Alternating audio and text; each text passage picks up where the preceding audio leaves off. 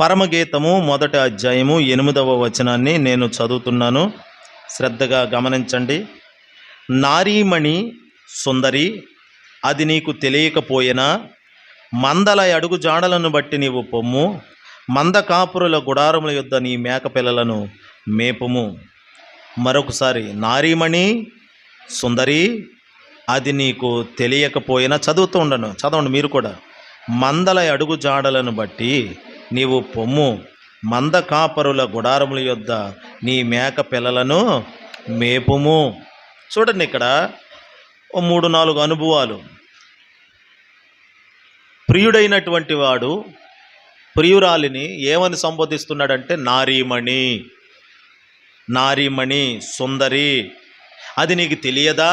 తెలియకుండా పోయిందా? అది నువ్వెవరివి? ఒక నారీమణి. నారీమణి అంటే, నారి అంటే స్త్రీ, మణి అంటే రత్నం. చాలా సుందరమైన దానివి, రత్నం వలె ప్రకాశించే దానవు నీవు. ఎవరితో ఈ మాట చెప్తున్నాడు? ప్రియుడు అనంటే తన ప్రియురాలతోనే చెప్తున్నాడు. నారీమణి ప్రకాశించు, ఓ నా సుందరవతి, నీకు తెలియదా? తెలియకుండా ఉన్నావా? ఎందుకు ఆ ప్రశ్న వేస్తున్నాడంటే పై 7వ వచనంలో చూడండి, అక్కడ నా ప్రాణప్రియుడా, నీ మందను నీ వెచ్చట మేపుదువో, మధ్యాహ్నమున ఎచ్చట నీడకు వాటిని తోలుదువో నాతో చెప్పుము. ముసుగు వేసుకొనిన దాననై నీ జతకాండ్ల మందల యొద్ద నేనెందుకు ఉండవలెను? చూడండి ఏమడుగుతుందో ప్రియుణ్ణి. అంటే ఇక్కడ ప్రియుడు ప్రియురాలు అనేది అలంకార రూపంగా చెప్పబడింది. ఎవరికి అలంకారంగా పరిశుద్ధాత్ముడి మాటలు వ్రాయించాడు అని అంటే, సంఘానికి, రాబోతున్నటువంటి ప్రభు అయిన యేసుక్రీస్తుకి సాదృశ్యంగా ఇవి వ్రాయబడ్డాయి. అలంకార రూపము అని అంటారు దీన్ని, పోల్చి చెప్పడం. ఇప్పుడు ఆ ప్రియుడేమో ప్రభువు, ప్రియురాలేమో సంఘము, ఎత్తబడబోయే సార్వత్రిక సంఘము. ఈ సార్వత్రిక సంఘానికి మందలు ఎక్కడ మేపబడుతున్నాయో, అవి నీడలో ఎక్కడికి సేద తెచ్చబడుతున్నాయో తెలియకుండా ఉన్నదంట. అవి నీవెక్కడ మేపుతున్నావు నీ మందల్ని నాతో చెప్పు. రెండోది అంటది కదా, నేను ముసుగు వేసుకొని నీ జతకాండ్ల యొద్ద నేను ఎందుకు ఆ మందల దగ్గర ఉండాలి? నేను ఎందుకు ఉండాలి? ఎందుకు ఉండాలో తర్వాత నేను చెప్పేది ఏంటో తెలుసా? ప్రియురాలా, ప్రియ సంగమా, నారీమణి సుందరివతి, ఇదిగో నీకు ఇంకా తెలియలేదా? నువ్వేం చేయలేవు తెలుసా? మందల అడుగు జాడలను బట్టి నువ్వు వెళ్ళు. అడిగింది కదండి, మరి నీవెచ్చట మేపుతున్నావో నాకు చెప్పు. ఆ మందలు ఎక్కడ మేత మేస్తున్నాయో, నీవెక్కడికి నీ మందను తోలికెళ్తున్నావు అంటే ప్రియుడికేముంది? ఇక్కడ ప్రియుడికేముంది? మంద ఉన్నది, మందలు ఉన్నాయి, మందలున్నాయి ప్రియుడికి. హల్లెలూయా. నేనొక్కదాననే ప్రియురాల్ని, నేనొక్కడనే భక్తుడిని అనుకుంటున్నాడు ఏలియా. నీవు ఒక్కడవే కాదు, ఇంకా యెహోవాకు ప్రవక్తలు మిగిలి ఉన్నారు. నేనొక్కడనేనయ్యా భక్తి పరుణ్ణి, నేను ఒక్కదాన్నేనయ్యా, మా ఒక్క సంఘమే పరలోక. కాదు ప్రభు అంటున్నాడు, ఇంకా ఉన్నాయి. ఎత్తబడబోయే సంఘాలు, సార్వత్రిక సంఘములు మిళితము చేయబడవలసిన వారు కొండల్లో, లోయల్లో, కోనల్లో, ఎడారుల్లో, అడవుల్లో, ఎక్కడెక్కడో ఇంకా ఇతర దేశాల్లో, పరాయి దేశాల్లో ఎక్కడెక్కడో ఉన్నారు. వారు ముఖము కూడా మనకు తెలియదు, వారు జాడ కూడా మనకు తెలియదు. కానీ ఆయనకు ఎందుకని? అది ఆయన మంద. హల్లెలూయా. అది ఆయన మంద. ఇప్పుడు అడుగుతున్నా, ఎందుకు నీ మందల దగ్గర నేను ఉండాలి? నీ మందలు ఎక్కడున్నాయో చెప్పు. నువ్వు కూడా ప్రియురాలివే కదా. ప్రియురాలివి, ప్రియుడికున్న మంద పట్ల నీకు బాధ్యత ఉండాలి కదా. నువ్వు ఎక్కడ మేపుతున్నావు అంటే, ఇప్పుడు ప్రియుడు ప్రియురాలు ఏకమై ఉన్నప్పుడు అండి కొన్ని రహస్యాలు, ఒకరి రహస్యాలు ఒకరికి తెలుస్తాయి కదా. ఆ రహస్యాలు నీ దగ్గర ఏదైనా రహస్యం ఉందా? నాకు తెలియకుండా ఏదైనా దాచేవా ప్రియుడా, నాతో చెప్పవా అని అడిగితే చెప్పడా? చెప్తాడు, చెప్పడండి. మామూలుగా లోకంలో లవర్స్ ఒకరి రహస్యాలు ఒకరు చెప్పుకుంటారు కదా. ఈ లోక ప్రేమికులు, మనం యేసయ్యతో ప్రేమ కలిగిన వారమైతే, ఆయన ప్రేమలో మునిగిన వారమైతే, మనము ప్రియురాలిగా, నారీమణిగా అంటే ప్రకాశించే స్త్రీగా, ప్రకాశించే సంఘముగా, ప్రకాశించే విశ్వాసిగా నువ్వు మారితే నీ స్థాయి ఏమిటో తెలుసా? నీ స్థాయి మందల అడుగు జాడలో నీకు తెలుసుండాలి. మందల అడుగు జాడలేంటి? ప్రియుడుకున్న మంద ఏమిటి ప్రియుడుకున్న మంద? ఏదో 4 మాటలు వినేసి 4 వాక్యాలు నేర్చేసుకొని వెళ్ళిపోదామా? కాదు. ప్రియుడుకున్న మంద ఏమిటో నీకు తెలియాలి. ఆ మంద యొక్క అడుగు జాడలో నువ్వు నడవాలి. ఇంకా భక్తి ఏదో ప్రార్థన చేసేసుకుంటున్నామండి, అంతా బాగానే చర్చికెళ్ళి వచ్చేస్తున్నాండి. కాదు, ప్రియుడికో మంద ఉంది. ఆ మంద యొక్క అడుగు జాడలని నువ్వు గుర్తుపట్టాలి, అందులో నడుచుకోవాలి, నువ్వు అక్కడ ఉండాలి. నీ స్థితి అక్కడ కొనసాగాలి. అందుకని దేవుని వాక్యంలో ఒక మాట వ్రాయబడింది చూడండి. సామెతల గ్రంథము 27వ అధ్యాయము 23వ వచనం చూడండి. సామెతలు 27:23. నీ పశువుల స్థితిని జాగ్రత్తగా తెలుసుకో, నీ మందల యందు, అంటే నీ మనస్సు నీ మందల మీద, దేవుడు నీకు ఇచ్చిన మంద మీద నీ మనసు ఉండాలి. దేవుడు నీకు ఇచ్చిన మందల మీద నీకు మనసు ఉండాలి. నీ కళ్ళ ముందు ఉన్నటువంటి మంద ఉంది కదా, కొంతమందికి యాపకాయ ఎర్రంత ఉంటుంది, ఎక్కడో దూరపు కొండలు నున్ను పన్నట్టు ఎదుటున్న దానిని అనుభవించి సావరు. దూరపు కొండలు నునుపు. ఆ నునుపు ఏమిటి? ఆ నునుపు కాస్త ఏంటో తెలుసుకొనే నేను ఇక్కడికి వచ్చాను, ఆ నునుపులో ఉండకూడదని.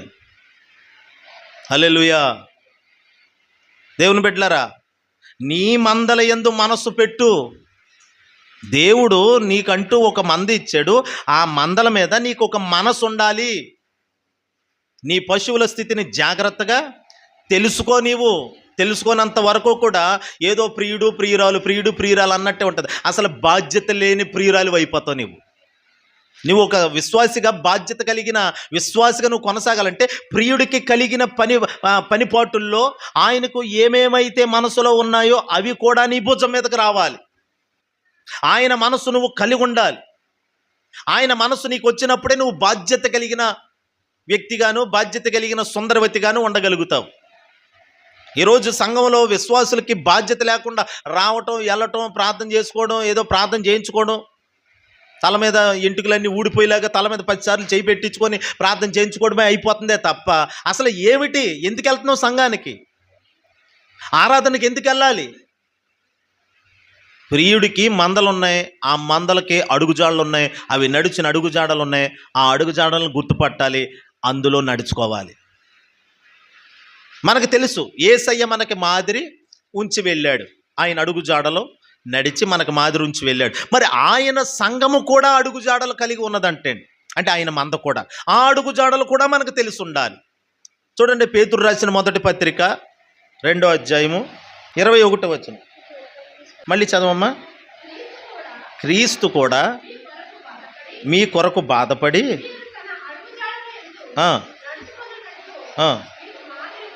మీకు మాదిరి ఉంచెళ్ళాడు ఆయన. ఆ మాదిరి ఏంటంట? కింద చదవండి. కనబడలేదు,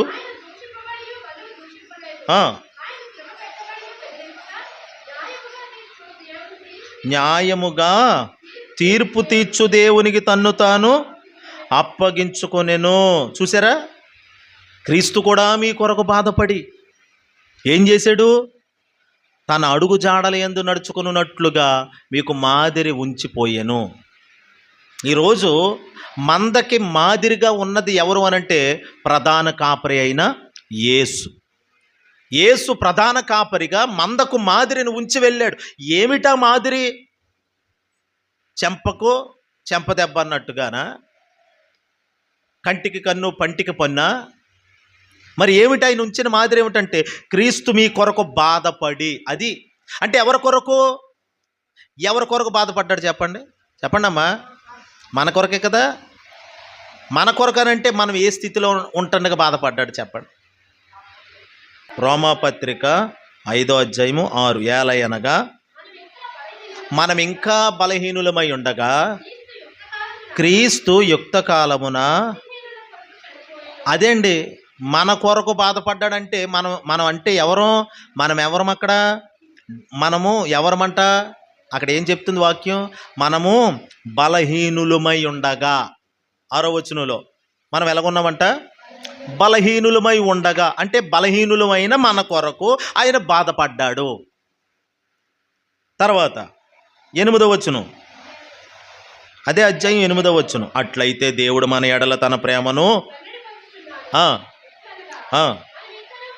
మనము ఇంకనూ పాపులమై ఉండగానే క్రీస్తు మన కొరకు, చూసారా, బలహీనులమైన మన కొరకు, భక్తిహీనుల కొరకు చనిపోయాడు. అంటే ఇప్పుడు మనం ఎవరు? బలహీనులమే, భక్తిహీనులమే. రెండో కేటగిరీ ఏంటంటే మనం పాపులమై ఉండగానే, అంటే మనం నీతిగా మారితే చనిపోయాడు కాదు, పాపులుగా ఉండగానే, మనం పాపులుగా ఉండగానే మన పాపాల కొరకైనా ప్రాయశ్చిత్తం చేశాడు, అలా బాధపడ్డాడు. 10వ వచనం చూడండి.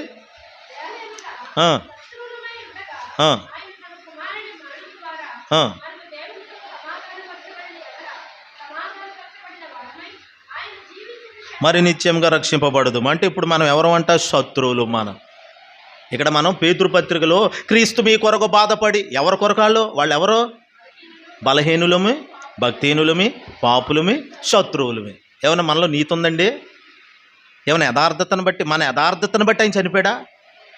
మనలో కొంచెమైనా నీతి నియమాలు లేని స్థితిలో మనం ఉంటుండగా, పడిన స్థితిలో సమస్తం కోల్పోయి ఆకారం కాదు నిరాకారంగా మారిపోయిన శూన్యపు స్థితి కలిగి ఉంటుండగా ఆయన మన కొరకు బాధపడ్డాడు. అలా బాధపడి చనిపోయాడు. ఇప్పుడు ఆయన మనకి మాదిరించి వెళ్ళాడంట. ఆయన అడుగుజాడలు అవి. అన్నీ తెలిసిన వాళ్ళ కొరకు కాదు, మనం ఏమీ తెలియని బలహీనులు, భక్తిహీనులు ఉంటారు చూడండి, బలహీనులు, వారి కొరకు పూట పడటమే క్రీస్తు యొక్క అడుగుజాడలు. తిరిగి ఇచ్చేవాడికి నువ్వు సహాయం చేస్తావు.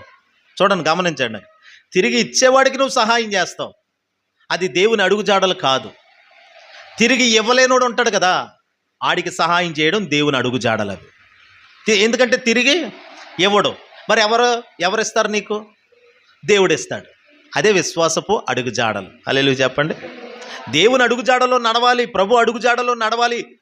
మంద ఆయన అడుగుజాడలు గుర్తుపట్టింది. ఆయన మంద నడిచిన అడుగుజాడలు ఏమిటో చెప్తాను మీకు. మొదట యేసయ్య అడుగుజాడలు చూడండి. ఎందుకంటే కాపరి నడిచిన అడుగుజాడల్లోనే మంద అంతా వెళ్ళింది కాబట్టి. ఏ మందో తెలుసా? ఇశ్రాయేలీలు అనే ఒక మంద. పాత నిబంధనలో ఒక మంద ఉంది, క్రొత్త నిబంధనలో సార్వత్రిక సంఘం లేక ఆది అపోస్తుల కాలంలో యేసయ్య మొదట స్థాపించిన మంద ఉంది. చూడండి, అపోస్తుల కార్యాలు 20వ అధ్యాయం, అపోస్తుల కార్యాలు 20వ అధ్యాయము 28వ వచనం. ఆ యావత్తు మందను గూర్చియు చూసారా, ఇందాక నేను హెచ్చరికలు చేయటము, గద్దించడం ఇదంతా ఎందుకు చేశాను? నా మట్టుకు నేను జాగ్రత్తగా ఉండాలి, మీ మట్టుకు మీరు జాగ్రత్తగా ఉండాలని హెచ్చరిక చెయ్యాలి. ఇది క్రమమైన భక్తిలో కొనసాగాలని, ఈ మందంతా క్రమముగా ఉండాలని, అక్రమంగా ఉండకూడదని. క్రమము కానిది ఏదో అది అక్రమం అయిపోతుంది. అక్రమము చేయవారులారా నా యుద్ధ నుండి పొండని ఆ రోజు నేను చెప్తానన్నాడు. నువ్వు వెళ్ళిపో అని ఆయన ఎదుటికి వెళ్ళాక కూడా నీతో ఆ మాట ఆయన చెప్పాడు అని అంటే నువ్వెంత దౌర్భాగ్యమైన స్థితిలో పడిపోతావు చెప్పు. అలా ఉండకూడదనే కదా నా బాధ. దేవుని చేత, దేవుని రాకల్లో నువ్వు విడవబడిపోతే పరిస్థితి ఏమవుతుంది? అక్కడ చెప్పబడుతున్న మాట చూడండి, మళ్ళీ చదువుతున్నాను. దేవుడు తన స్వరక్తం ఇచ్చి సంపాదించిన తన సంఘమును కాయుటకు పరిశుద్ధాత్మ మిమ్మును దేనియందు అధ్యక్షులనుగా ఉంచెను. ఆ యావత్తు మందను గూర్చి, ఈ మందను గూర్చి నేను జాగ్రత్త పడాలి, తర్వాత నన్ను గూర్చి నేను జాగ్రత్త పడాలి. ఎన్ని జాగ్రత్తలు ఉన్నాయి ఇప్పుడు నాకు? చెప్పండి అమ్మా, మాట్లాడండి మంచిగా.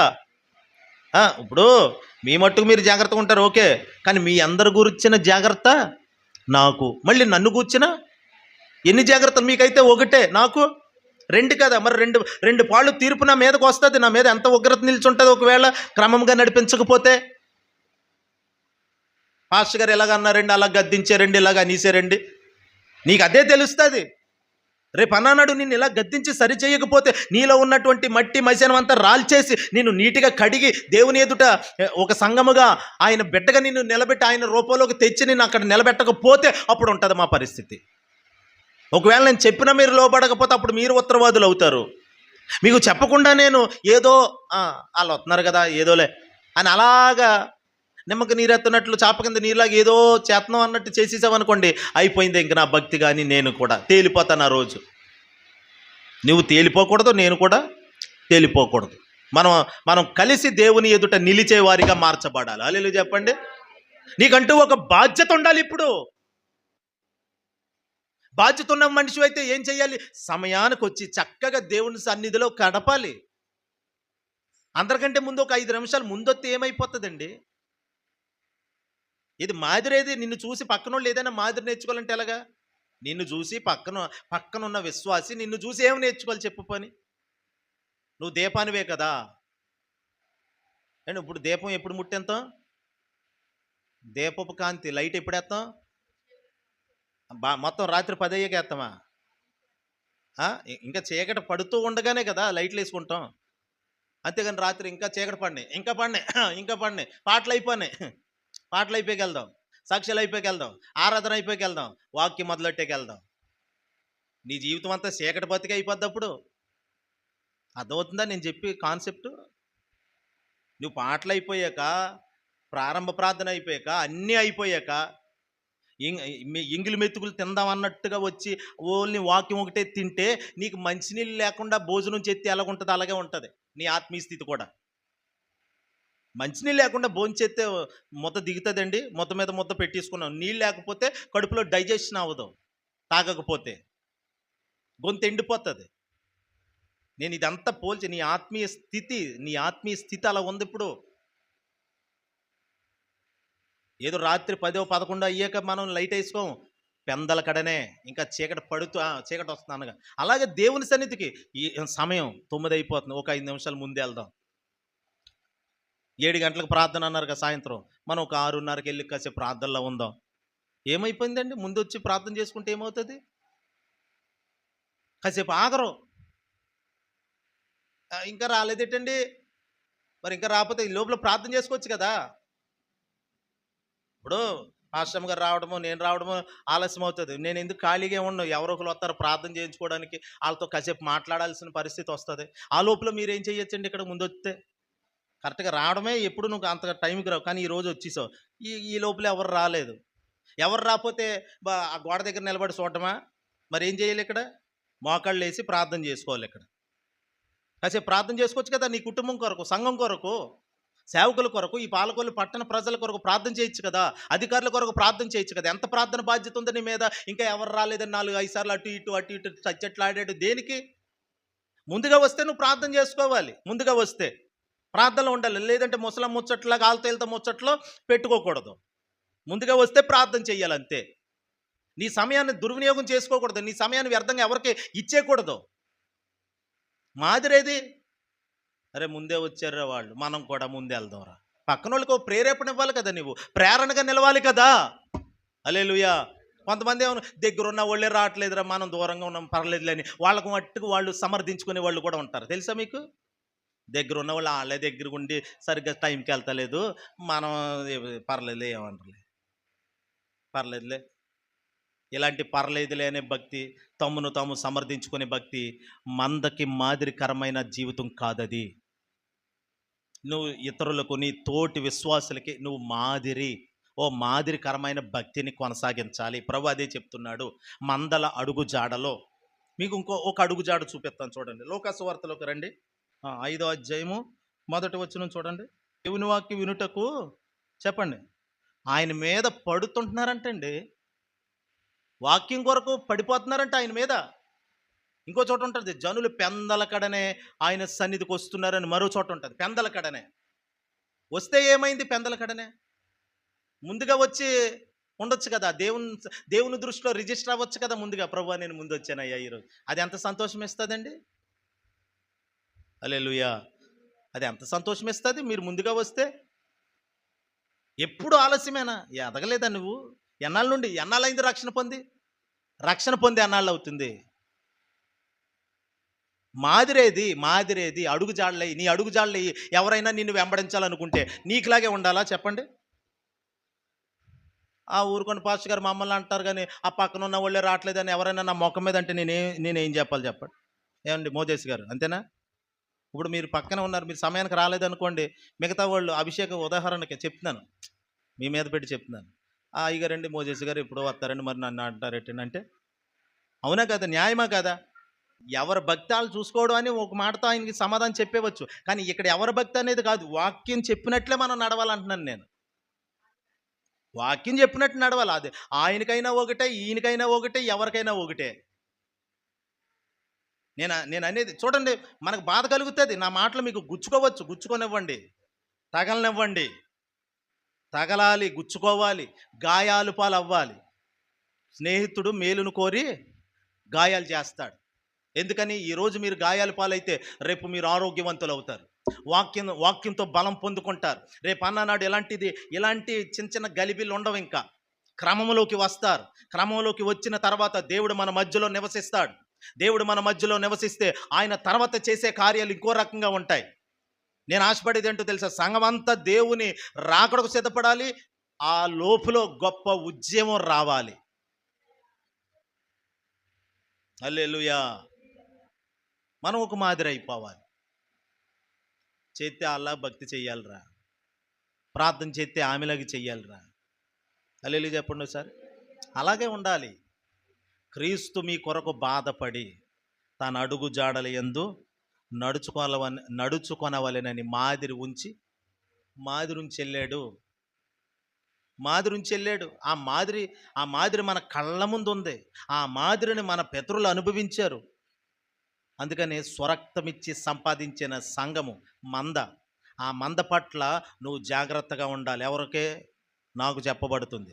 తర్వాత నీ మట్టుకు నువ్వు జాగ్రత్త. నాకు 2 విధాలైన జాగ్రత్తలు ఉన్నాయి.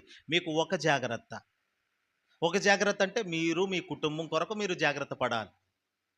అయితే మీ అందరి నిమిత్తం నేను బద్ధుడను. జాగ్రత్త. మీకు నేనేదో విచారణకర్తను కాదు.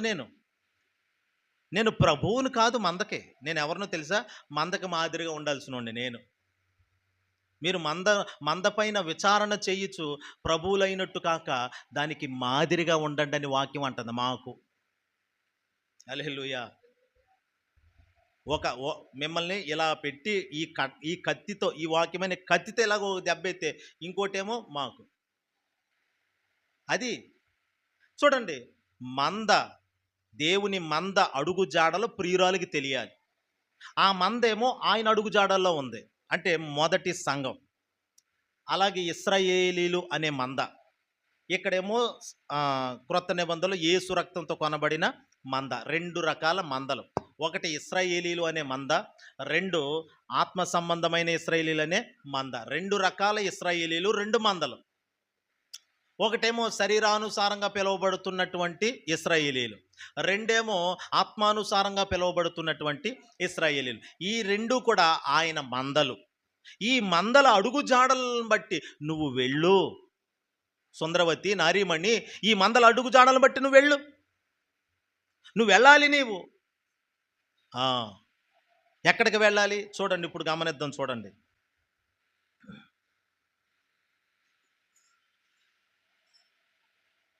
యెషయా గ్రంథం 40వ అధ్యాయం 11వ వచనం. గొర్రెల కాపరి వలె ఆయన మందను మేపును, తన బాహువుతో గొర్రె పిల్లలను కూర్చి రొమ్మున ఆనించుకొని మోస్తాడు. పాలిచ్చు వాటిని ఆయన మెల్లగా. అంటే పాలిచ్చే అంటే ఏంటండి? పాలిచ్చే గొర్రెలు అంటే ఏంటి? పాలిచ్చే మందలు ఇవన్నీ ఉంటాయి. పిల్లలు ఉంటాయి, తర్వాత పాలిచ్చేవి ఉంటాయి, కొంచెం దొట్ట కట్టి బలం పొందుకొని గట్టిగా పరుగులెట్టేవి కూడా ఉంటాయి. అంటే బలహీనమైనవి ఉంటాయి, బలమైనవి ఉంటాయి. ఇప్పుడు వీటిని ఎలా నడిపించాలి అనేది కాపరికి తెలుసు. హల్లెలూయా. అయితే ఇవన్నీ కలిసి కాపర్ని వెంబడించాలి. లేదండి నా బలహీనత ఇంతేనండి అని కొంతమంది తమ బలహీనతలు బట్టి తేలిపోయే వాళ్ళు ఉంటారు. ఆ బలహీనతల్ని అసహించుకోకుండా, అందుకని రోమాపత్రిక 14వ అధ్యాయం 1వ వచనం చూడండి. ఇప్పుడు అదొకటి, 15వ అధ్యాయం 1వ వచనం కూడా చూడండి. అదే రోమాపత్రిక.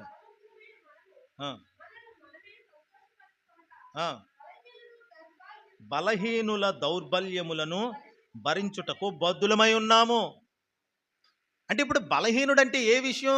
విశ్వాస విషయములో బలహీనత. చెప్పండి ఇందులో. ఇప్పుడు సంఘంలో అందరికీ ఉన్నంత విశ్వాసం, అంటే అందరూ ఒకే విశ్వాసంలో వెళ్తున్నారా? ఒక్కొక్కరు విశ్వాసం ఒక్కో రకంగా ఉంటుంది. ఇప్పుడు ఒక్కొక్కరి విశ్వాసం ఒక్కొక్క రకంగా ఉన్నది కాబట్టి మీరందరూ అలాగే ఉండాలి అనడానికి లేదు. ఇప్పుడు బలమైన విశ్వాసం కలిగినోడిని చూసి, బలహీనమైన విశ్వాసం కలిగినోడు నేను అలాగ వెళ్ళలేకపోతున్నాను, నేను అలా ఉండలేకపోతున్నానని బలహీన పడతాడు. కానీ నువ్వు ఆళ్ళతో సమానంగా పరిగెట్టాలనంటే పరిగెడతాడు. కొంచెం టైం కావాలి. ఎందుకని? ఇతడు బలం పొందుకునే వరకు నిలబెట్టాలి. అయితే నేను అనేది ఏంటంటే, ఈ మందంతా కలిపి నడిపింపులో ఉంటేనే ఇదన్నీ జరుగుతుంది అంటున్నాను నేను. బలహీనమైనవైనా, బలమైనవి అయినా, ఏమండి పిల్లలుగా ఉన్నయి అయినా అన్నీ కలిపి ఎక్కడ ఉండాలి? ఓ నడిపింపులో, మందలో, దొడ్డిలో ఉండాలి. ఉంటే ఇదంతా సాధ్యమవుతుంది. అయితే నీవు బలమైన గొర్రెగా తయారవ్వాలి ఇక్కడికి వచ్చాక. ఎందుకని? బలమైన మేత తినాలి. బలమైన మేత తినాలి. ఆర్మీ వాళ్ళకి చాలా శిక్షణ ఇస్తారు. గట్టి ట్రైనింగ్ ఇస్తారు వాళ్ళకి. కఠినమైన ట్రైనింగ్ ఉంటుంది వాళ్ళకి. ఎంతంటే వాళ్ళు ఇంకా బాబోయ్ వదిలేసి పారిపోదాం, ఈ మిలిటరీ వద్దు, నాకు ఇదే ఆర్మీ వద్దు అని పారిపోయేంతటి కఠినమైన శిక్షణ ఇస్తారు వాళ్ళకి. అందులో తట్టుకోలేరు. నిద్ర ఉండదు, ఏమంటే ఆహారం ఉండదు. ముఖ్యంగా అవేవో తగు మాత్రం ఇస్తారు. వాళ్ళకి నచ్చిన డ్రెస్సులు ఇవన్నీ కాదు. మిలిటరీ కోడ్, మిలిటరీ డ్రెస్ ఒకటి ఉంటుంది, అదే వేసుకోవాలి. అది బరువుగా ఉంటుంది. వెపన్స్ ఉంటాయి, అంటే ఆయుధాలు ఉంటాయి. ఆ ఆయుధాలు పట్టుకొని పరిగెత్తాలి. చిన్న చిన్న రంధ్రాల్లో కూడా దూరిపోయేట్లుగా శరీరాన్ని అమర్చుకోవాలి. ఇలా చాలా శిక్షణ ఉంటుంది వాళ్ళకి. ఎత్తులు ఎక్కాలి, లోతులు దిగాలి. ఎంత కఠినమైన శిక్షణ ఉంటుందో. మళ్ళీ వాళ్ళకి కొంతమందికైతే శరీరాన్ని గట్టిపరచడానికి వాళ్ళ శరీరాన్ని కూడా కొడతారు, అది గట్టి పడిపోవటం కొరకు. ఇదంతా ఒక ఆర్మీలో దేశాన్ని కాపాడటానికి ఆర్మీలో ఉన్న ఒక జవాను ఇలా శిక్షణ తీసుకుంటాడు. మరి యేసు రక్తంతో కొనబడి కడగబడిన సంఘంలో ఉన్న ఒక విశ్వాసి ఆర్మీ జవాను కంటే గొప్పోడు ఇంకా. మరి నీ బలమేది? నీ విశ్వాస బలమేది? ఇప్పుడు మాదిరికరమైన అడుగుజాడల యొక్క అనువు ఏమిటో తెలుసా? విశ్వాసం. చెప్పండి, విశ్వాసం. అందుకనే దేవుని వాక్యంలో మరొక మాట కూడా వ్రాయబడింది. అదే రోమపత్రిక 4:12. అబ్రహాముకి కలిగిన విశ్వాసము యొక్క అడుగుజాడలను బట్టి నడుచుకొనిన వారికి. చాలమ్మా. ఇప్పుడు అబ్రహాము ఒక తండ్రి అవుతున్నాడు. ఎందుకని? అతడు రోల్ మోడల్. ఇప్పుడు దేవుని అడుగుజాడల్లో అబ్రహాము దేవునికి ఒక మంద. అబ్రహాము దేవునికి ఒక మందలాగా ఉన్నాడు కదా. ఇందాక సుందరవతి నారిమణి మందల అడుగుజాడలను బట్టి వెళ్ళుము. ఏమిటా అడుగుజాడలో? మొదటిగా ప్రభు చెప్తున్నాడు, విశ్వాసం అనే అడుగుజాడలో. నిజమే, మనకంత విశ్వాసం లేదు. ఇప్పుడు అవును, లేదు అని సమర్థించుకుంటావా? ఉన్నవాడిని వైపు చూస్తూ ఆ అడుగుజాడలో నడుచుకుందామా? లేదు లేదు అని ఇక్కడే కూర్చుందామా? లేదంటే ఉన్నవాడి వైపు చూసి వెళ్దామా? చెప్పండి. అబ్రహాముకు ఉందని చెప్తున్నాడు కదా. అబ్రహాము విశ్వాసులకు తండ్రి అగుటకు అతడు విశ్వాసపు అడుగు జాడల్లో నడిచాడు. ఆ విశ్వాసం ఎక్కడి నుండి వచ్చింది? దేవుడే ఇచ్చాడు అబ్రహాముకి. ఇప్పుడు అబ్రహాముకి ఎలాంటి విశ్వాసం ఉంది? అబ్రహాము జీవితం ఎలాగ సాగింది? అతని జీవితం నుండి దేవుడు మనతో ఏమేం మాట్లాడుతున్నాడు, ఎప్పుడెప్పుడు ఏమేమి చెప్తున్నాడు, ఇదంతా కాస్త బురకెక్కించుకున్నాం అనుకోండి, ఏమవుతుందంటే అబ్రహాము యొక్క విశ్వాసం మనలో కూడా క్రియ చేస్తుంది. అప్పుడు నీవు విశ్వాసమందు బలహీనుడిగా ఉండక్కర్లేదు. నీ అడుగుజాడలో విశ్వాసపు అడుగుజాడలుగా ఉండాలి. అబ్రహాము దేవుని నమ్మెను, అది అతనికి నీతిగా ఎంచబడేది. అబ్రహాము దేవుని మంద ఒక్కడే కావచ్చు, ఆ ఒక్కళ్ళలోనే 1,00,000 కోట్ల మందిని తీయగలడు దేవుడు. హల్లెలూయా. ఒక్కడనే కోటి మందిగా మారుస్తాడు. వారిలో ఒంటరి అయిన వానిని 10,000 మందిగా మార్చెను అని వాక్యం అంటుంది కదా. అబ్రహామును నేను ఒంటరిగా ఉన్నప్పుడు పిలిచి తిని అతన్ని పెక్కు మంది అగునట్లుగా చేశాను అన్నాడు. ఎక్కువ మందిగా మార్చాను అన్నాడు కదా. అంటే అబ్రహాము ఇప్పుడు దేవుడికి ఒక మంద. చెప్పండి, ఎవరు? మంద. దేవుని గొర్రెల మంద లాంటి వాడు అబ్రహాము కుటుంబం కూడా. ఇప్పుడు అబ్రహాము అంతా కూడా ఎలా నడిచాడు అని అంటే విశ్వాసముతో నడిచాడు. తన ఇంటి వరకు ఏమి నేర్పించాడు? మరి విశ్వాసమే నేర్పించాడు. నీవు విశ్వాసములో ఉన్న వ్యక్తివైతే నీ ఇంటి వారికి కూడా విశ్వాసాన్ని ఆపాదించాలి, నీ ఇంటి వారికి విశ్వాసాన్ని నేర్పించాలి. హల్లెలూయా. పిల్లలకి శ్రమలు పడటం నేర్పించాలి. కొంచెం శిక్షణ అవసరం పిల్లలకి. ఎందుకంటే తల్లిదండ్రులు అయిన వాళ్ళు, నాకు తెలుసు, అప్పుడప్పుడు శాంతి గ్రేస్ గారు చెప్తారు, మా పిల్లలకి అండి కఠినమైన పరిస్థితులే నేర్పించడం జరిగిందని అప్పుడప్పుడు చెప్పారు ఆ తల్లి. సుఖమేమి నేర్పించుకోలేదు పిల్లలకి.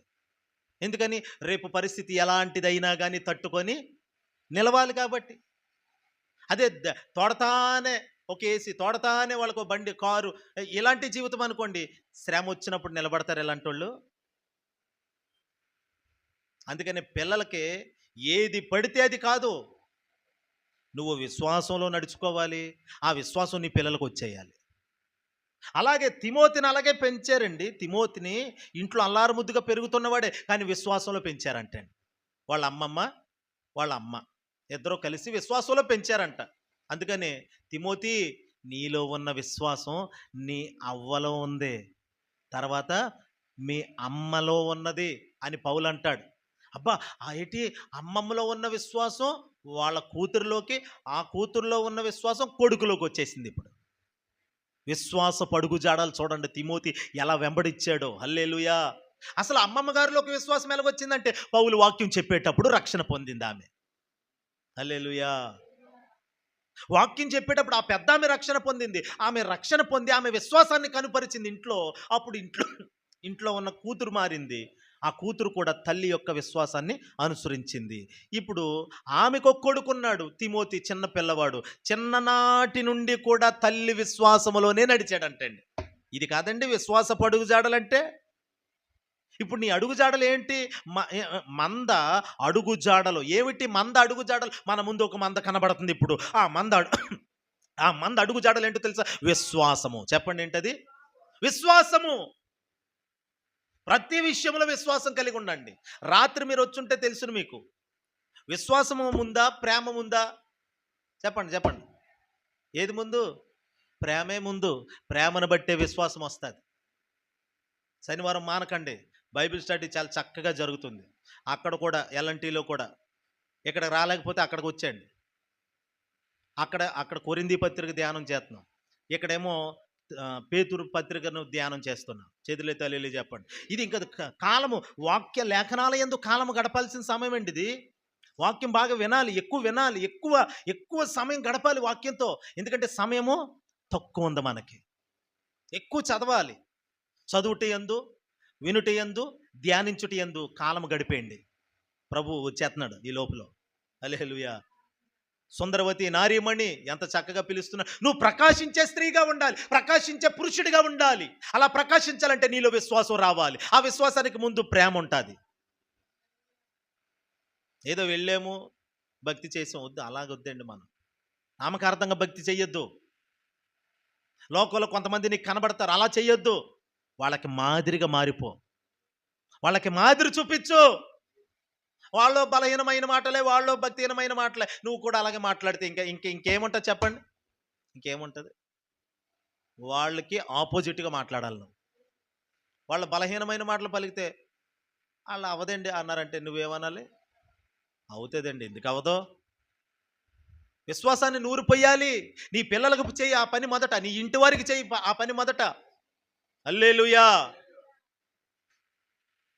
ఎంత పెద్దోళ్ళు అయిపోయినా నేటికి తల్లిదండ్రుల మాట వినేలాగే ఉండాలి పిల్లలు. పెళ్ళైపోయినా ఒక దెబ్బ తల్లి కొట్టినా తండ్రి కొట్టినా మౌనంగా తలంచుకునేలా ఉండాలి పిల్లలు నేటికి కూడా. ఎందుకని? పెంపకం అలా ఉండాలంటున్నాను నేను. కొంచెం ఎదిగాడు, ఓ దెబ్బ ఎత్తే దెబ్బకి దెబ్బ. పెంపకాన్ని బట్టేది. ఇప్పటికి మీ పిల్లలు కొట్టేవాళ్ళు చెయ్యొత్తండి ఒకసారి. మీ పిల్లలు కొట్టేవాళ్ళు చెయ్యొత్తండి, పర్లేదు. చిన్నోడు కాబట్టి, చిన్నోడు. అల్లెలు మీరు కొడతారా? శ్యామలక్క వాళ్ళ అబ్బాయిని వేసేస్తుంది. శాంతి గ్రేస్ గారు వేస్తారా? శాంతి గ్రేస్ గారు కొడతారండి ఇప్పటికి. చిట్టికి కూడా అప్పుడప్పుడు హల్లెలూయా. మరి మేము ఉన్నామంటే మేము 2 చేతులు ఎత్తాలి నేనైతే. దేవునికి స్తోత్రం. మీరు కొట్టరా మీ అబ్బాయినే? కొట్టాలే. హల్లెలూయా. కొట్టాలే అప్పుడప్పుడు. తల్లిదండ్రులు బ్రతికున్నంత కాలం వాళ్ళ శిక్షణ పిల్లలకు అవసరం. వాళ్ళు ఏ వయసు అయినా కానీ. అంటే ఊరకనే కొట్టమని కాదండి. మీకు ఏ విషయంలో అయితే తప్పు అనిపిస్తుందో ఆ విషయంలో అంతగా పద్దాకే కొట్టి కొట్టి కొట్టి అని మురుకుని చేయకూడదు. అప్పుడు కొట్టాలి. వారికి జ్ఞానము వచ్చునట్లుగా బుద్ధి చెప్పాలి. హల్లెలూయా. మరి విశ్వాస పడుగు జాడలు ఎలాగొస్తాయి? విశ్వాసం ఎలా నేర్పుతారు? తండ్రి మీద తల్లి మీద తిరగబడేవాడిగానా, తిరగబడే పిల్లగానా, తిరగబడే కూతురా, తిరగబడే కొడుకా? ఏమి నేర్పాలి మనం? మన పిల్లలకి ఏమి ఇవ్వాలి? ఆస్తి విశ్వాసమునివ్వాలి. అబ్రహాం ఆస్తి, ఇతడును అబ్రహాము కుమారుడే. అబ్రహాము యొక్క వారసత్వం అంతా పొందుకున్నారంటే ఏం పొందారు అబ్రహాము నుండి? అంటే విశ్వాసం పొందుకున్నారు వాళ్ళు. ఆస్తిపాస్తుల్లో వాటాలు పొందుకోవడం కాదు, నీ భక్తిలో వాటా పొందుకోవాలి నీ పిల్లలు. హల్లెలూయా. భక్తిలో వాటాలు పొందుకునేలాగా ఉండాలి.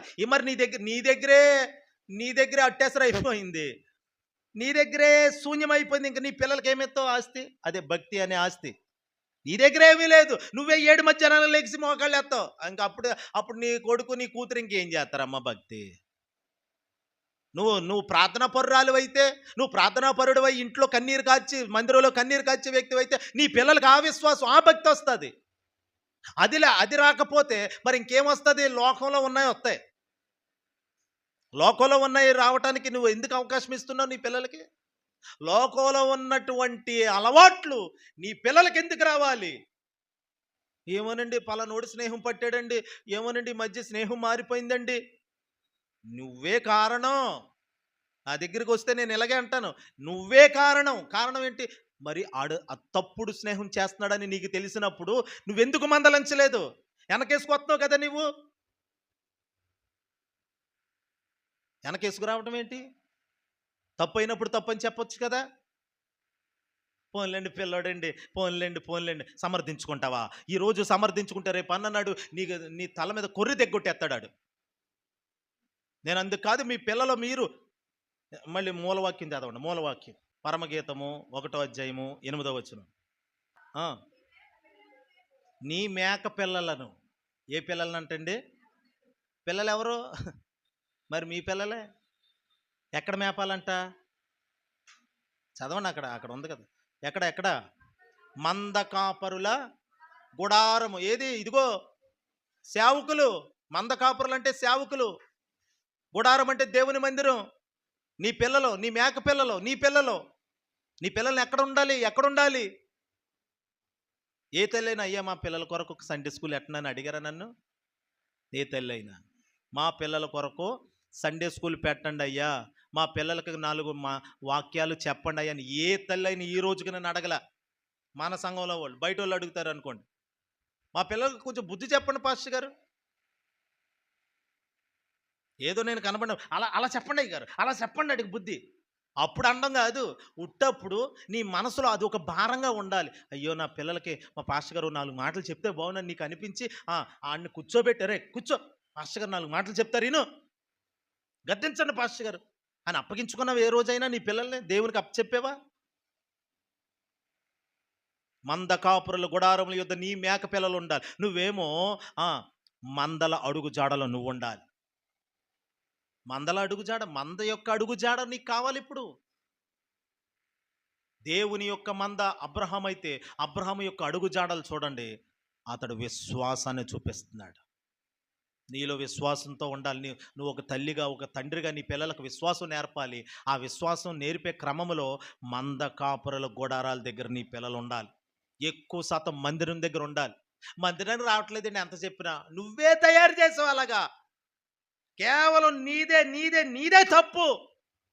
నీ పిల్లల మందిరం రావట్లేదంటే, నీ మానవుల మందిరం రావట్లేదు, అది నీదే తప్పని భుజం మీద వేసుకొని, నాదే తప్పయ్యా నన్ను క్షమించయ్యా అని దేవుని దగ్గర పశ్చాత్తాపడి ఏడు, కన్నీరు కార్చి ఉపవాసం ఉండి ఒక రోజంతా, ప్రభువా క్షమించిన ఆయన, నా పిల్లలు నా మాట వినాలయ్యా, మా పాస్టర్ గారి మాట వినాలయ్యా నా పిల్లలు. ఏ రోజైనా ప్రార్థన చేసేవేళగా చెయ్యి, ఇక మీదటి చెయ్యి. వాళ్ళు నాశనం అయిపోతే చూసి ఏడిసే తల్లిగా కాదు, వారు బాగుంటే సంతోషించే తల్లిగా ఉండాలి నువ్వు. అమ్మ నా కొడుకు బాగున్నాడు, నా కూతురు బాగుంది, నా మనవలు బాగున్నారని సంతోషించాలి నువ్వు.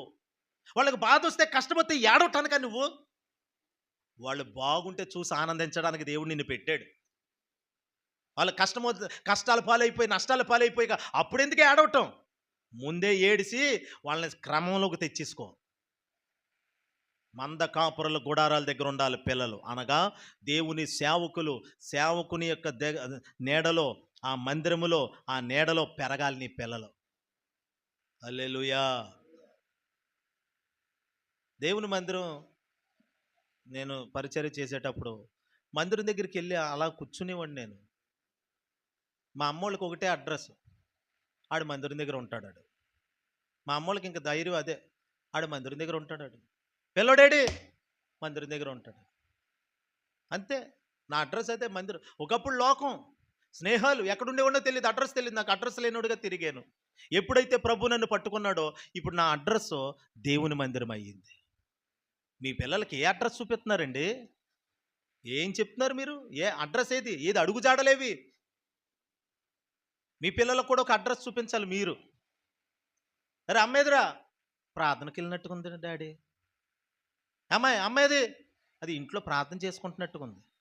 మీ అడ్రస్ అది అవ్వాలి, ప్రార్థన ఉండాలి. చర్చిలో లేదంటే అదే మన చర్చిలో ఉన్నారు కదా, వాళ్ళతో కలిసి ప్రార్థనకి వెళ్ళింది, ప్రార్థన చేసుకుంటున్నారు పలానా చోట, ఇదే కదా నీ అడ్రస్. కొత్తగా వస్తున్నారు కదండి రామలక్ష్మి మనకి సంఘానికి, అక్కడికి ఎల్ఎన్టీకి. ఆవిడ చూస్తే కొన్ని విషయాలు నేర్చుకోవచ్చు మీరు కూడా. ఇంకా రక్షణ పొందలేదు ఆవిడ. ఎన్ని విషయాలు మాట్లాడుతుందో నాతో. ఆవిడ ఖాళీ దొరికితే తాళం ఆవిడ దగ్గర ఉంటుంది, అక్కడ చర్చిది తాళం తీసుకోవడం, వెళ్ళి మోకాళ్ళు వేసి ప్రార్థన చేసుకుంటుంది. ఒకటే ఏడుతుంది ఆవిడ, నా కూతురు కూడా దేవుని మందిరంలో ఉండాలయ్యా అని ఏడుతుంది. ఆ చిన్నపిల్ల ఆ చిన్నపిల్ల కోసం ఏడుతుంది ఆ తల్లి. మీ పిల్లలు దారి తప్పిపోతుంటే మీరు ఎందుకు చూస్తూ ఊరుకుంటున్నారు? ఇకనైనా చేతులు కాలేక ఆకులు పట్టుకోవడం కాదు, సుతిమించిపోయే కాదు, ఇప్పుడైనా ఉపవాసం ఉండి కన్నీరు వీడిస్తే మీ పిల్లల్ని దేవుడు క్రమంలోకి తీసుకొస్తాడు. నా మాట వినండి, మీ పిల్లల్ని క్రమంలో పెట్టే బాధ్యత దేవునిది. నాకు అప్పగిస్తే ఇంకా చక్కగా మీ పిల్లల్ని అదిగో దేవుని పని కొరకైన పాత్రలుగా తయారు చేయడానికి నేను ఎప్పుడూ సిద్ధంగా ఉంటాను నేను. హల్లెలూయా. అబ్రహాము దేవుని మంద అయితే, ఆ మంద యొక్క అడుగు జాడలో ఈరోజు మనకు ఎలా కనబడుతుంది అంటే విశ్వాసము అనేది. ఆ విశ్వాసము అదిగో క్రొత్త నిబంధనలో పౌలు యొక్క విశ్వాసుల్లో కనబడుతుంది. అంటే యూనీకే తిమోతి వాళ్ళ అవ్వలోకి, వాళ్ళ అమ్మలోకి, తర్వాత తిమోతిలోకి వచ్చేసింది. ఆ విశ్వాసాన్ని వెంబడిస్తున్నారండి వాళ్ళు. అబ్రహాము విశ్వాసం అది.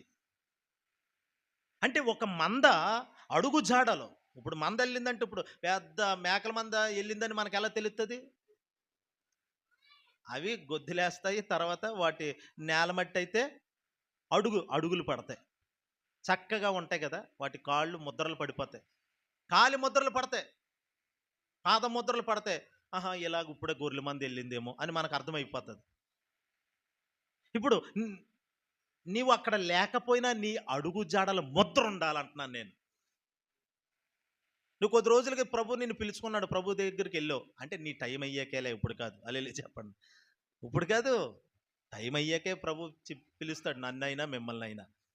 ఆయన ఇచ్చిన ఆయుష్కాలం అంతా సజీవంగా ఆయన కొరకు పనిచేస్తాం మనం. నమ్మిన వాళ్ళు అల్లెలే చెప్పండి. ఇప్పుడు వెళ్ళిపోయిన తర్వాత అరే విశ్వాసం అంటే పలానా అక్కలాగా ఉండాలి, విశ్వాసం అంటే భక్తి అంటే ప్రార్థన అంటే పలానా సత్యవతమ్మ గారిలా ఉండాలి, పలానా దీవెన అక్కలా ఉండాలి, పలానా అని మీరు లేరు, కానీ మీ పేరు వినబడుతుంది. ఇంకా కారణం ఏమిటి? ఈరోజు అబ్రహాం ఉన్నాడా మన దగ్గర? భూమి మీద అబ్రహాం ఉన్నాడా లేడా చెప్పండి? కానీ అతని గురించి అతని విశ్వాసం మాట్లాడుతుంది. ఇప్పుడు ఆయన పేరుని గురించి మనం మాట్లాడుతున్నాం. అబ్రహాం గారి పేరు, వ్రాయబడిన పేరు వెతుక్కొని మరి మాట్లాడుతున్నాం. కారణం ఏమిటి? అడుగుజాడలు అలాంటివి. కొడుకుని తీసుకొచ్చి బలిపీఠం మీద పెట్టి విశ్వాసం ఏమిటో చూపించాడు. నా విశ్వాసం నీ మీదే గానయ్యా, నా కొడుకు మీద కాదయ్యా అని నిరూపించాడు. తన విశ్వాసం ఏంటో చూపించాడు. అందుకనే అబ్రాము దేవుని నమ్మాను.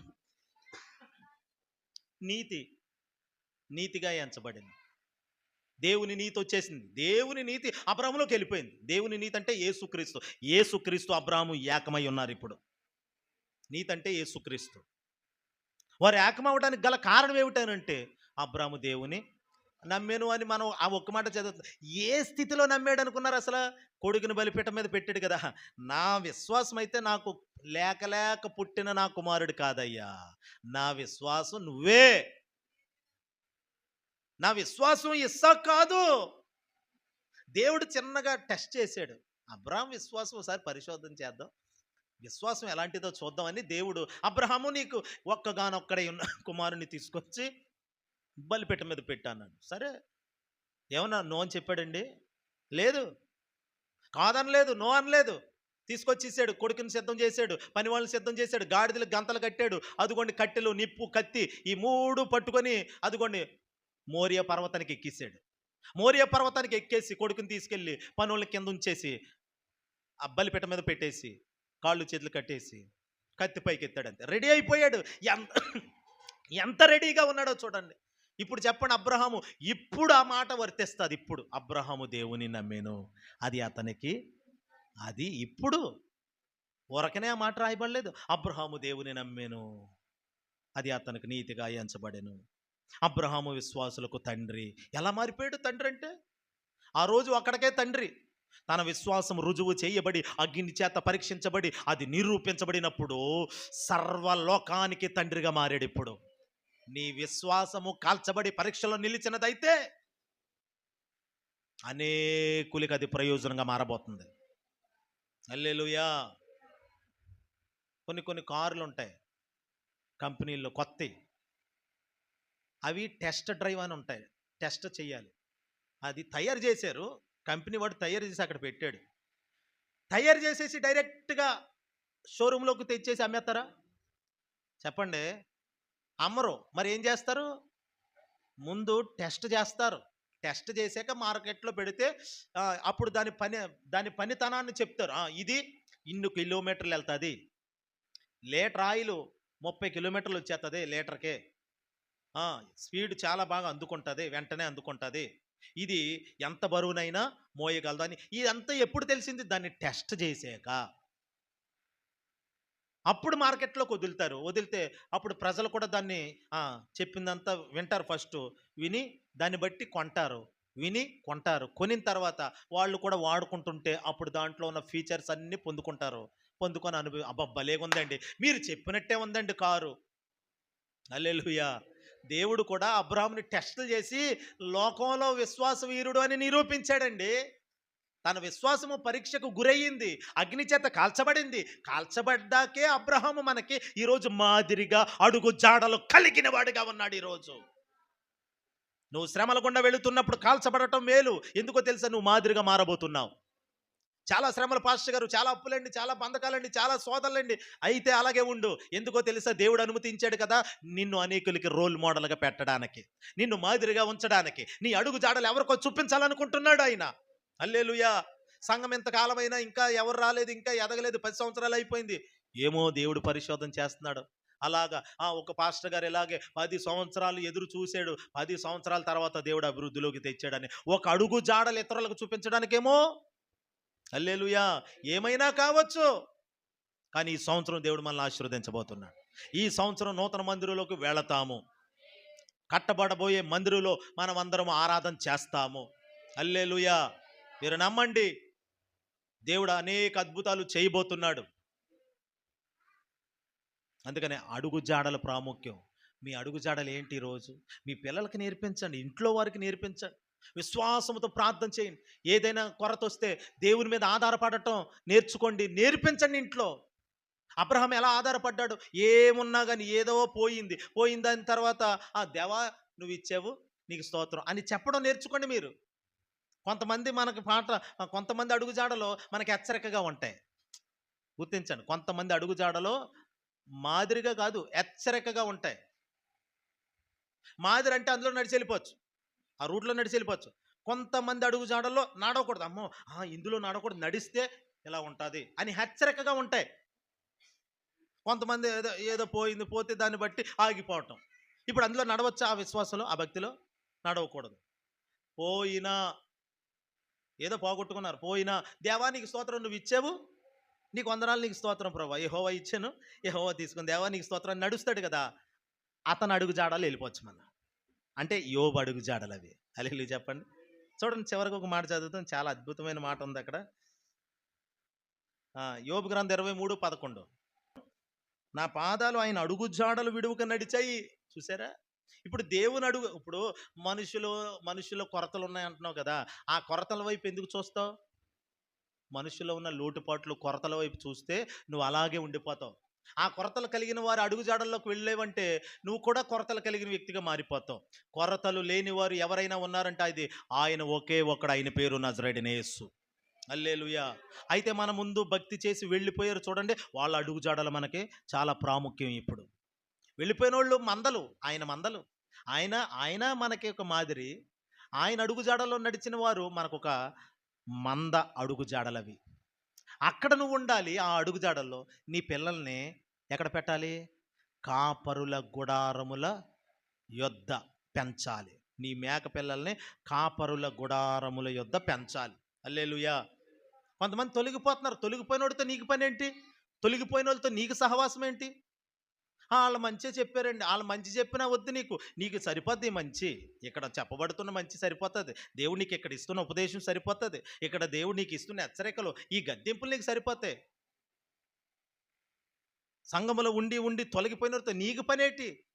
వాళ్ళకు వందనాలు చెప్పి వాళ్ళ కొరకు ప్రార్థన చేయి. వాళ్ళు మళ్ళీ వచ్చి స్థిరపడాలని, వాళ్ళ అడుగులు స్థిరంగా ఉన్నాయనుకుంటున్నావా నీవు?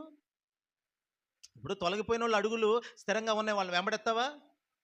లేనిపోని కోరికలు, ఆశలు పుడతాయి నీలో కూడా. హల్లెలూయా చెప్పండి.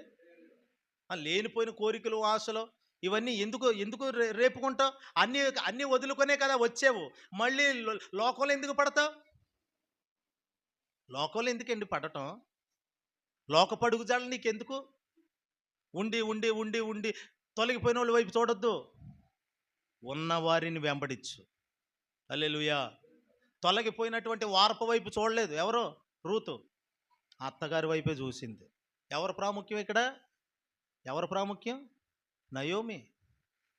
నయోమిని వెంబడించింది. నయోమి అడుగుజాడలో నడిచింది ఎవరో? రూతు. నయోమిని వెంబడించి కొంతకాలానికి తొలగిపోయింది పెద్ద కోడలు లాంటి వాళ్ళు చాలామంది ఉంటారు. అలాంటి వాళ్ళ వైపు చూసావంటే నువ్వు కూడా పెద్ద కోళ్ళ అయిపోతావు. రూతులాగా వేరొక పొలములోకి వెళ్ళక నీకివ్వబడిన పొలములో, ఉందా లేదా బైబిల్లో? నీకివ్వబడిన పొలములో పరిగి దొరికితే పరిగేరుకో.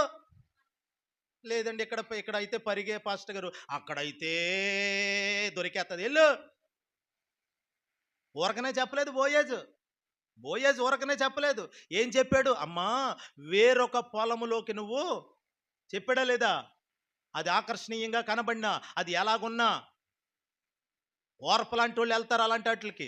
మరి నువ్వెవరు? నువ్వు రూతు కదా. రూతు అయినప్పుడు నువ్వేం చెయ్యాలి? నమ్మకంగా చూడండి, నా మాటలు చదివి ప్రార్థన చేద్దాం. చూడండి, రూతు గ్రంథం తీయండి ఒకసారి, 2:8-9 చదవండి. నా కుమారి నా మాట వినుము, వేరొక పొలములో ఏరుకొనుటకు పోవద్దంటే అక్కడ ఉందా లేదా? ఉంది. కానీ ఏరుకోవడానికి నువ్వు వెళ్ళొద్దు. దీనిని విడిచి పోవద్దు, ఇచ్చట నా పనికత్తెల యొద్ద నిలకడగా ఉండుము, వారు కోయు చేని కనిపెట్టి వారిని వెంబడించుము. చూసారు? ఆ తర్వాత 12వ వచనానికి వస్తే చదవండి. 12వ వచనం. యెహోవా నీవు చేసిన దానికి, యెహోవా రెక్కల క్రింద సురక్షితంగా నుండినట్లు నీవు వచ్చితివి, ఆయన నీకు బహుమానం పోగొట్టుకోవద్దు అంటున్నాను నేను. అది నిన్ను ఎందుకు వేరే వేరే పొలాల వైపుకి వెళ్ళాలి ఆకర్షణీయంగా? ఎందుకు ఈ ఆకర్షణలు నీకు అలా మనసులో ఎందుకు అనిపించాలి? నీకు అలా అనిపింప చేయడానికి కారణాలు ఏమిటి? ఎవరైనా మనుషులా, ఏదైనా పరిస్థితులా? అలా ఆకర్షణలకు లోబడద్దు. దేవుడు నీకు ఇచ్చిన బహుమానాన్ని పోగొట్టుకోవద్దు అంటున్నాను. రేపు నిత్య మహిమల బహుమానం పోగొట్టుకొని నువ్వు బోడిదానిగా బోడివాడిగా ఉండిపోతే ఎలాగా? అందరికీ కిరీటాలు పెడుతున్నాడు అంటండి ప్రభు ఓ దర్శనంలో ఒక ఆమెకి. ఈమెకి ఏ కిరీటం పెడతలేదంట. ఎందుకంటే ఆమె తల మీద బోడిగుండు ఉందంట పరలోకంలో. ఆ దర్శనం వచ్చి పాస్టర్ గారికి చెప్తే, "అమ్మా, మరి నువ్వు దేవుని సన్నిధిలో నడవలసిన విధానంలో నడవలేదు కాబట్టి నీకు బోడిగుండే మిగిలింది. అదే నీకు దేవుడు హెచ్చరిక చేశాడు. కాబట్టి అందరికీ కిరీటాలు పెడుతున్న యేసయ్య చేతులతో నీకు కూడా కిరీటం పెట్టాలనే ఉన్నది ఆయనకి. కానీ నీకు బోడిగుండు ఉంది. బోడిగుండు మీద కిరీటం బాగోదని నీకు పెట్టలేదు. ఆ బోడిగుండు ఎందుకు? నువ్వేమీ చేయలేవు ప్రభు కొరకు. ప్రభు చెప్పినట్లుగాను నడవలేదు. ఉపదేశానుసారంగా సంఘములో నడుచుకో సరిపోద్ది" అని ప్రభు ఆ దైవజనుడు ఆయన చెప్పారు. నేను అనేది ఏంటంటే, నీకున్న బహుమానాన్ని పోగొట్టుకోద్దు. పౌలేమన్నాడు? నేను క్రీస్తునందు ఉన్నతమైన బహుమానము కొరకు నేను పరుగెత్తుచున్నాను, వెనుక తిరిగి చూడను. ఈ పరుగులో ఎంతోమంది ఎదురవుతూ ఉంటారు. ఎదురయ్యి ప్రతి ఒక్కరిని పలకరించుకుంటూ పోతే ఎలాగండి? పలకరించుకుంటూ పోతే నీలో జీవం కాస్త చివరికి వెళ్ళేసరికి నిర్జీవం అయిపోతుంది. సజీవంగా ఉండలేవు. అందుకని ఎవరితో మాటలొద్దు, ఎక్కువగా మనుషులతో కలయికలొద్దు, ఎక్కువగా దేవునితో కలువు, ప్రార్థన చేసుకో, ఉన్న దాంట్లో నమ్మకంగా ఉండు. హల్లెలూయా. కొంచెంలో నమ్మకంగా ఉంటే రేపు అనేకమైన వాటిలో నిన్ను దేవుడు నిలబెడతాడు. హల్లెలూయా. నేను సాధారణంగా ఏ ఒక్కరిని పోనిచ్చుకోవడానికి నేను ఇష్టపడను. ఈ రోజుకి మార్టిన్ గారి ఇంటికి వెళ్తూ ఉంటాను, వెళ్ళి ప్రార్థన చేసి వస్తూ ఉంటాను. లేదు తొందరపడి వెళ్ళినా, లేకపోతే ఇంకొకరు వెళ్ళినా, కనీసం నేను ఫోన్ చేయకపోయినా ఆవిడతైనా ఫోన్ చేయబోతాను. స్వయంగా నువ్వే వెళ్ళిపో అమ్మా, నువ్వు అక్కడికి వెళ్ళిపో అబ్బాయి, నువ్వు ఎక్కడికి వెళ్ళిపో అని నేను ఎవరిని పంపించాను. ఎందుకు పంపిస్తాం? ఉన్నవాళ్ళు పంపించుకుంటామా? చెప్పండి, మీరు చెప్పండి. నేను ఎందుకు పంపించుకుంటాను? ఇప్పుడు అంటే నేను అసమర్థుడిని అయినప్పుడే వెళ్ళిపోండి అని అంటాను. దేవుడు చెప్పాడు అనుకోండి, అబ్బాయి విక్టర్ పాలు పలానా వాళ్ళని ఈరోజు వాక్యం చెప్పడానికి అన్నాడంటే పిలుస్తాను అప్పుడు. అంతే తప్ప అసమర్థుడిగా సేవ చేయాలని కాదు కదండి. దేవుని ఎదుట నిలవాలనే వచ్చాము. దేవునితో శబాష్ బల నమ్మకమైన మంచి దాసుడా అనిపించుకోవాలనే కదండి వచ్చాము ఈ సేవకి. అందరితో తిట్లు తిని, అందరితో అనిపించుకొని, అందరితో ద్వేషాలు, అందరి చేత కోపతాపాలు పొందుకొని ఎందుకు? చిన్నపిల్లలతో ఉన్న నాకెందుకండి ఈ శ్రమ శోధన? నేను ఒక ఆయన అంటున్నాడు, నాకు ఎందుకు వచ్చింది ఈ సేవ? మీ అందరితో తిట్లు తిని, అందరితో అనిపించుకోడు, షార్ట్ మాట్న నాకు విరోధంగా మాట్లాడే మాటలు ఎన్నో చెవును పడుతుంటే ఎంతో బాధ కలిగిపోతుంది. ఎందుకు నాకు ఈ బాధ అంతాను? శుభ్రంగా ఏదైనా పని చేసుకొని నెలకు వచ్చే జీతంతో ఇంట్లో సరుకులన్నీ వేసుకొని వారానికి 1-2 పిక్నిక్లకి అలాగే ఫ్యామిలీతో వెళ్ళి ఆదివారం నమ్మకంగా చర్చికి వెళ్ళి వచ్చేస్తే సరిపోను కదా నాకు. కానీ నాకు ఎందుకు అని అంటే, దేవుడు చెప్పిన పని, అందుకే ఇలా చేస్తున్నాను అంటున్నాను నేను. ఒక పాస్టర్ గారు, నేను అదే దేవుడు చెప్పాడు కాబట్టే ఈ పాలకులు వచ్చి నమ్మకంగా దేవుడు అప్పగించిన వాళ్ళకి సేవ చేయాలని వచ్చాం. కానీ నమ్మకంగా ఉండాలి కదా, వచ్చిన వాళ్ళు ఉండాలి కదండి. అటు ఇటు టచ్ అట్లాడుతుంటే వాళ్ళకి ఎలా సేవ చేస్తాం చెప్పండి? ఎలాగా పని పూర్తి చేయగలుగుతాం? ఎలా సంపూర్ణపరుస్తాం? ఒక కుండ ఉంది చేతిలో, కుమ్మరి చేతిలో తీసుకున్నాడు, అది నన్ను కాసేపు పక్కనట్టంటే పెడతాడా? అది పూర్తి అవ్వద్దు పని, దానికి రూపం రావద్దు. రూపం వచ్చే వరకు ఆ యజమానుడి చేతిలోనే ఉండాలి మనం. హల్లెలూయా. మీరైనా నేనైనా ప్రభు సన్నిధిలోనే ఉండాలి. మీరు నా చేతులు ఎలా ఉంటారు, మనం అందరం కలిసి యేసయ్య చేతిలో ఉంటాం. హల్లెలూయా. అందుకని అలా ఉండాలి. ఎవరు పడితే వాళ్ళు, ఆయన మంచి పాస్టర్, ఈమె మంచి పాస్టర్, ఎవరు మంచి నీకు తెలుసా? వాక్యం ఏం చెప్తుంది? వాక్యపు వెలుగులో చూడు. వాక్యమనే ఆ కళ్ళజోడు పెట్టుకొని చూస్తే ఆ వ్యక్తులు ఎవరో నీకు అర్థమవుతుంది.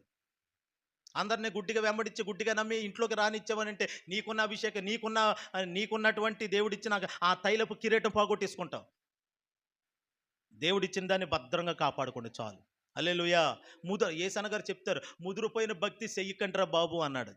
నా చిన్నప్పుడు విన్న మాట అది, నేను విశ్వాసంగా ఉన్నప్పుడు. ముదిరిపోయిన భక్తి అక్కర్లేదు.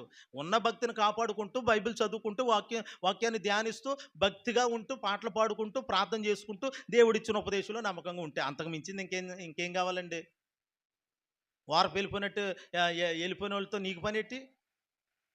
యేసయ్య మార్గాలే మనకు ప్రాముఖ్యం. యేసయ్య తప్ప మన ముందు ఇంకెవరు కాదు. దేవుడిచ్చిన సంఘము, పరిచర్య, దేవుడిచ్చిన సేవకులు అంతే. నీకు సరిపోతుంది. ఇక అంతకంటే ఎక్కువగా కావాలనుకున్నవాడు తినేసి కడుపు నిండిన వాడు తేనె పట్టునైనా తొక్కేస్తున్నాడు అంట. కడుపు నిండిపోకూడదు నీకు, ఎప్పుడు కొరత ఉండాలి. అంటే ఆకలితో భక్తి చెయ్యాలి మనం. హల్లెలూయా. ఆకలితో భక్తి చెయ్యాలి. దేవుని బిడ్డలారా ఒకటే, మందల అడుగు జాడల్లో వెళ్ళు. ఆ మంద ఏంటో ఒకటే చూపించాను, అబ్రహాం. ఆ మంద అడుగు జాడలు మనకు అవసరం. నువ్వు ఒక మందగా మారి నీ ఇంటి వారికి నీ అడుగు జాడలు చూపించు. నీ విశ్వాసం, నీ భక్తి, నీ ప్రేమ, నీ ప్రార్థన, నీ మనవలకి, నీ కూతుర్లకి, నీ కొడుకులకి, నీ అల్లులకి, నీ పిల్లలకి, నీ భర్తకి, నీ భార్యకి నీ అడుగు జాడలు చూపించు. పోగొట్టుకోకు.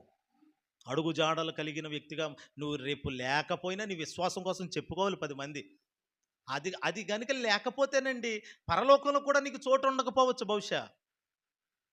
హల్లెలూయా. దేవుని బిడ్డలారా ప్రభు సెలవిస్తున్నాడు, నువ్వు మందలాగా నడిపించబడతావు. ఆయన నిన్ను నడిపించేవాడు. ఆ నడిపింపుకి లోబడు. నడిపింపులో ఉండి విశ్వాసాన్ని కడ వరకు, అంతము వరకు విశ్వాసమును కాపాడుకో. నేను భూమి మీద విశ్వాసమును కనుగొందునా నీసాడు ప్రభు. ఆ మాట ఎంత బాధ కలుగుతుందో నాకు నిజంగా. ప్రభా, అంటే నేను కూడా విశ్వాసంగా ఉండలేనా? అయ్యో ఎంత బాధ. ప్రశ్నించుకోండి, మిమ్మల్ని మీరే అనుకోండి. ప్రభా, నువ్వు వచ్చే సమయానికి నాలో విశ్వాసం ఏమైనా పోతుందా? అలా పోకూడదు నాయనా, నా విశ్వాసం నేను కడ వరకు నిలబడాలయ్యా అని ఇప్పుడు నుండే గట్టిగా పోరాడి ప్రార్థన చేసుకోవాలి. ఏ పరిస్థితి వచ్చినా ఇదిగో నా విశ్వాసం నువ్వు తప్ప ఇస్సాకు కాదయ్యా నా విశ్వాసం. హల్లెలూయా. నాకు ఆ పాస్టర్ గారు, ఈ పాస్టర్ గారు, ఆ సంఘం ఏది కాదయ్యా, నువ్వే నా విశ్వాసం.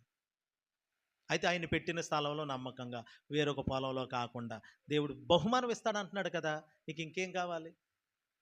గురి యొద్దకు పరిగెడదాం. చాలా పరుగుంది మనకి. ఆ పరుగంతా తుదముట్టిద్దాం దేవుని బిడ్డలారా. భక్తిగా కొనసాగుదాం. కొన్ని మాటల చేత పొడవబడ్డారా, మీకు చాలా మేలు కలగబోతుంది ఈ వారంలో. దేవుడి మాటలు మన వెనుకలో దీవించును గాక. ప్రార్థన చేసుకుందాం.